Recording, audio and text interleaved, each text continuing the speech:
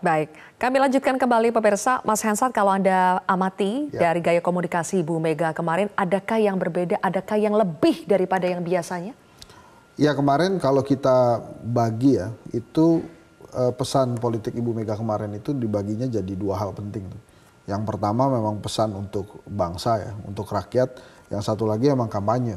Jadi yang beredar itu kan terakhirnya menang satu putaran Ganjar Mahfud tuh teriaknya. Tapi kita nggak usah bahas yang sana lah, karena kan memang itu Rakernas PDI Perjuangan. Nah justru yang menarik itu adalah pada sesi pertamanya, pada saat beliau mengatakan terutama bila baru berkuasa kemudian ingin seperti Orba, itu yang kemudian viral di mana-mana dan langsung publik itu menyatakan bahwa keras sekali nih Ibu Mega bicara saat ini dan tujuannya pasti ke penguasa saat ini. Penguasa saat ini cuma satu gitu ya, Pak Jokowi.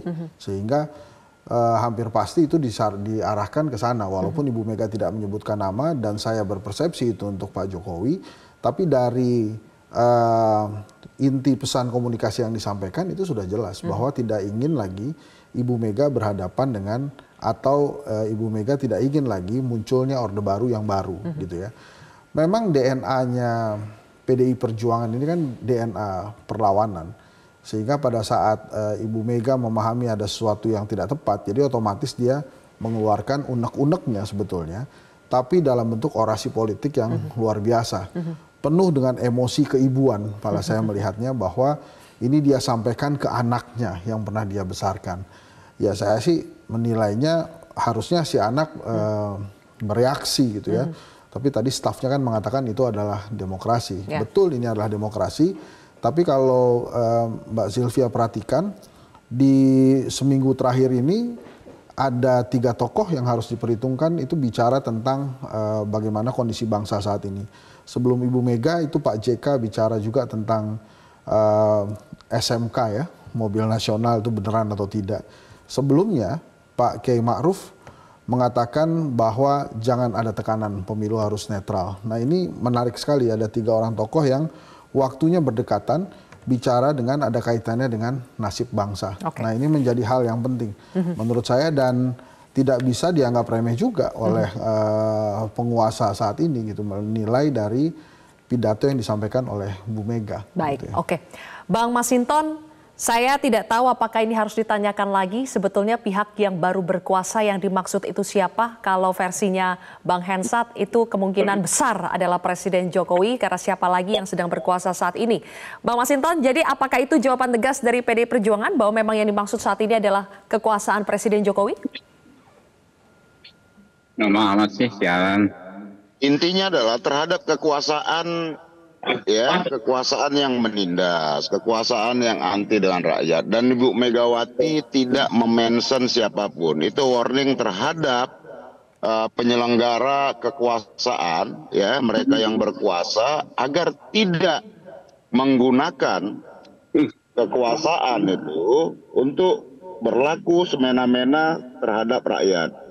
Bertindak di luar nalar demokrasi. Karena apa? Kita sudah memilih jalan untuk mengelola bangsa ini secara demokratis, bukan dengan cara-cara seperti masa Orde Baru, penuh tekanan, intimidatif, manipulasi, dan penuh dengan kecurangan. Nah maka itulah yang disampaikan oleh Ibu Megawati, beliau sebagai seorang negarawan dan juga sebagai pelaku sejarah untuk memperjuangkan tegak. Halo, Bang Masinton.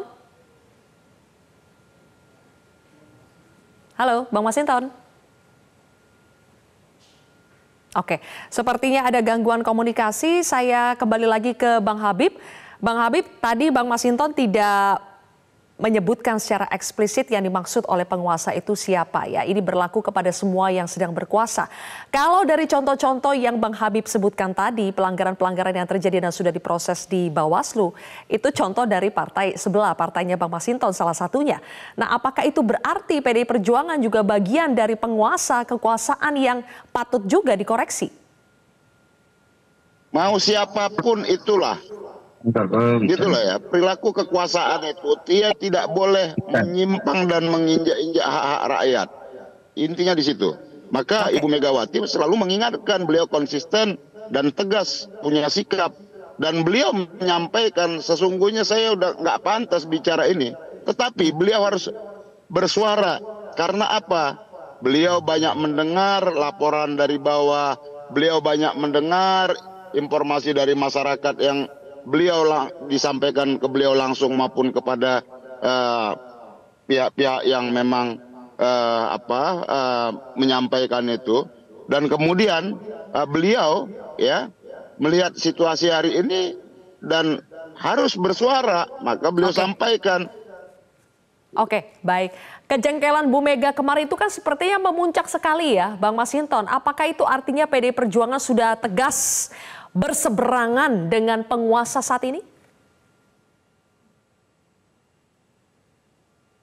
Kalau itu saya rasa nggak perlu nggak perlu dijelas-jelaskan ini apa segala macam. Artinya begini ya, kita ini berjuang itu mengelola negara ini kan atas dasar nilai. Nilai-nilai apa sih yang kita jalanin dalam 25 tahun ini? Nilai-nilai demokrasi tadi. Nilai apa sih yang harus diperjuangkan dalam baik politik itu, baik dalam kekuasaan dan lain-lain, ya itu adalah nilai-nilai tentang keadilan, nilai-nilai tentang penghormatan terhadap hak-hak rakyat itu. Nah maka ya itulah yang selalu disampaikan oleh Ibu Megawati gitu. Oke, kalau begitu. Bang Habib, tadi saya sempat bertanya kepada Bang Habib, contoh-contoh pelanggaran yang Bang Habib sebutkan tadi dan sudah ada keputusannya di Bawaslu, itu adalah contoh-contoh dari partai sebelah, partai Bang Masinton salah satunya. Apakah itu artinya dari Gerindra juga ingin mengatakan bahwa PDI Perjuangan bagian dari penguasa saat ini dan juga patut dikoreksi, patut introspeksi? Oh, bukan. Saya sepakat dengan sahabat saya, Bung Masinton ya. Bahwa Ibu Mega tidak tendensius, tidak memention ya, tidak menyebut merujuk pada aktor-aktor tertentu. Itu seruan yang bersifat umum ya. Seruan moral dari tokoh bangsa yang bersifat umum yang namanya kalau zaman dulu nasihat tokoh bangsa kepada kita semua. Kita tahu Ibu Mega ini kan bukan hanya bukan hanya presiden kelima, beliau adalah putri biologis dan ideologis founding father kita. Ya, Bung Karno. Tentu nilai-nilai yang beliau sampaikan adalah nilai-nilai yang general truth. Ya, saya nggak mau menuding siapa yang di kekuasaan atau siapa yang ada juga di kekuasaan. Faktanya kan setelah reformasi kekuasaan itu memang menyebar. Ya, ada kekuasaan di Badan Intelijen, ada kekuasaan di kepala daerah, ada kekuasaan di PJ kepala daerah, ada kekuasaan di kementerian-kementerian. Nah, kata Pak Masinton tadi, kita semua mawas diri ya. Tokoh bangsa udah berbicara demikian tegas ya, demikian lugas, kita semua mawas diri. Kita masing-masing introspeksi. Saya mau katakan bahwa di kubu kami bukan berarti 100% benar ya, bukan berarti 100% tidak ada melakukan pelanggaran ya. Kalau ada yang melakukan pelanggaran sama-sama kita koreksi dengan jalurnya yaitu jalur-jalur hukum. Begitu juga di kubu kami, kalau memang ada yang melanggar ya silahkan saja ya. Tapi ya secara umum kita membangun positivisme ya, pandangan positif maksudnya ya. Sentimen positif kepada anak bangsa ini bahwa semuanya ini ya kita bisa handle ya. Berbagai masalah ini bisa kita handle karena kita punya perangkat untuk menyelesaikannya. Tidak mungkin kita kembali ke orde baru ya, karena semua orang yang saat ini ada di kekuasaan tidak mungkin juga bersikap totaliter karena saling kontrol satu sama lain. Terlebih publik sekarang juga bisa berperan ya dengan sangat besar, dengan sangat signifikan mengontrol kekuasaan. Baik, Mas Hensat, benarkah kalau pidato Bu Mega itu bersifat general, tidak tendensius, ini adalah nasihat yang berlaku secara umum, atau Anda spesifik melihat ini ditargetkan, disasar kepada satu pihak? Ya boleh kalau kemudian Bang Habib, kemudian Bang Masinton tidak ingin menyebutkan nama, tapi rakyat pada saat Ibu Mega begitu menggebu-gebu, kemudian begitu marahnya, dan pada saat bicara itu sangat memperhatikan sekali intonasinya. Jadi artinya dia sangat emosi saat itu, bahkan dia mengatakan dia sedang jengkel. Jadi kecil kemungkinannya kalau ini adalah sebuah nasihat yang umum, karena langsung menyasar sebuah zaman yang namanya Orde Baru. Jadi sangat sulit. Nah, hanya memang pertanyaannya, ini kita tanya ke Bang Masinton, di acara itu Pak Jokowi hadir atau tidak? Jadi kalau kemudian hadir, itu menarik tuh, jadi dia langsung terbuka di depan yang lain. Tapi kalau tidak hadir Pak Jokowi saat itu, jadi memang artinya Ibu Mega berseloroh dengan harapan Pak Jokowi mendengar. Saya harus katakan itu sulit sekali buat saya mengatakan bahwa ini bukan untuk Pak Jokowi. Karena saya yakin Ibu Mega tidak ingin partainya menjadi seperti Orba. Makanya dia nurut sekali dengan aturan yang berlaku, 2 periode ya 2 periode. Dan kita harus mengacukan jempol memang. Saya setuju dengan apa yang disampaikan oleh Pak Yusuf Kalla bahwa bila pada saat itu 2004 ya, Ibu Mega ingin menggunakan kekuasaannya untuk menghalang-halangi Susilo Bambang Yudhoyono maju, itu kan bisa tuh. Tapi dia tidak melakukan itu. Jadi artinya untuk penjaga demokrasi, memang Ibu Mega ini salah satu tokoh yang sangat bisa kita harapkan. Nah, yang menarik sih, saya yakin nggak akan ada komen balik dari seorang Joko Widodo ya, karena itu akan jadi menghangatkan suasana. Jadi pasti ya yang paling benar itu Mas Ari itu udah pas itu. Dia bilang ya itu kan demokrasi, jadi agak lari-lari melipir-melipir gitu. Oke, baik. Kalau Bang Hensat mengatakan Bu Mega adalah salah satu tokoh penjaga demokrasi sampai saat ini, Bu Mega, Bang Masinton juga menantang siapapun yang katanya mengerahkan kekuatan untuk aksi intimidasi di pemilu itu untuk menghadapi dirinya. Langsung menghadapi dirinya. Menghadapinya ini akan dengan cara apa, Bang Masinton? Jadi itu adalah komitmen beliau ya. Komitmen beliau untuk menjaga kewarasan kita bersama-sama mengelola bangsa ini. Tidak boleh ada perilaku semena-mena. Maka ya beliau pertaruhkan bahkan dirinya gitu loh. Kalau ada yang mau curang, hadapi saya gitu. Itu kan sebuah sikap jelas ya, agar kekuasaan jangan menggunakan cara-cara yang intimidatif, cara-cara yang semena-mena. Apapun ya, mengelola kekuasaan ini selain diatur oleh hukum formal, perundang-undangan, juga ada etik dalam kekuasaan itu. Etika itu adalah bagian dari hukum yang ya itu adalah sebagai koridor kita ya untuk tidak menabrak aturan sana sini. Contoh, saya kasih contoh, jika kita ada di naik transportasi publik, kemudian ada tempat duduk kosong, terus di sebelah kita ada ibu hamil, siapa yang kita utamakan duluan? Kita boleh duduk di situ. Melanggar hukum? Tidak. Melanggar aturan? Tidak. Tapi secara etika kita melanggar.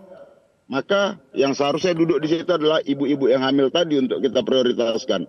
Itulah sebagai sebuah kepantasan dan kepatutan dalam norma-norma menyelenggarakan kekuasaan ini. Selain hukum formal, juga ada etika dalam bernegara ini.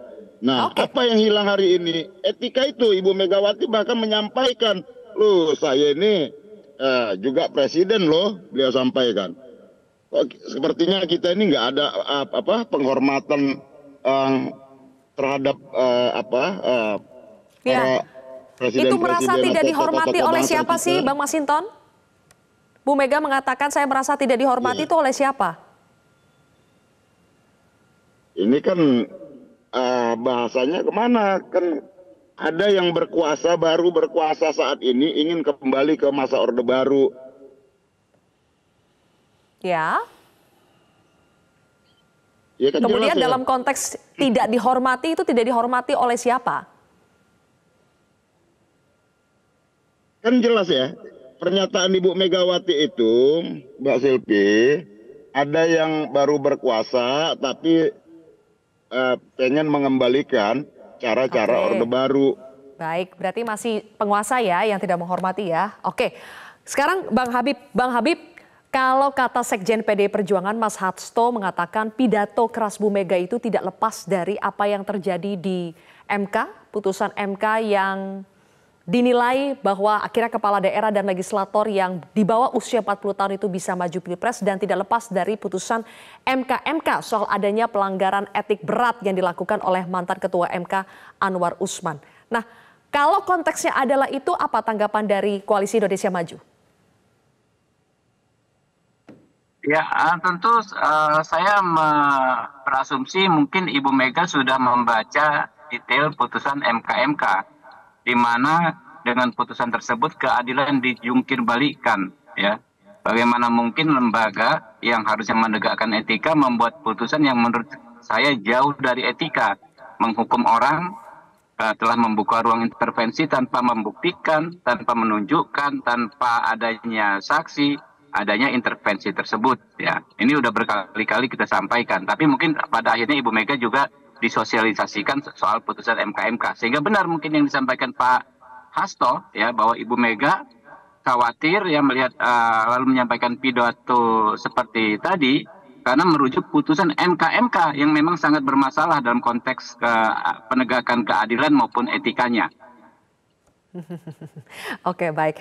Mas Hensat, kalau Anda lihat ketika Bu Mega berkali-kali bilang who am I, siapa saya, kemudian dia menjelaskan bahwa apa saja yang sudah dia lakukan, dia meng-highlight bahwa dia adalah bagaimanapun dia adalah presiden kelima RI.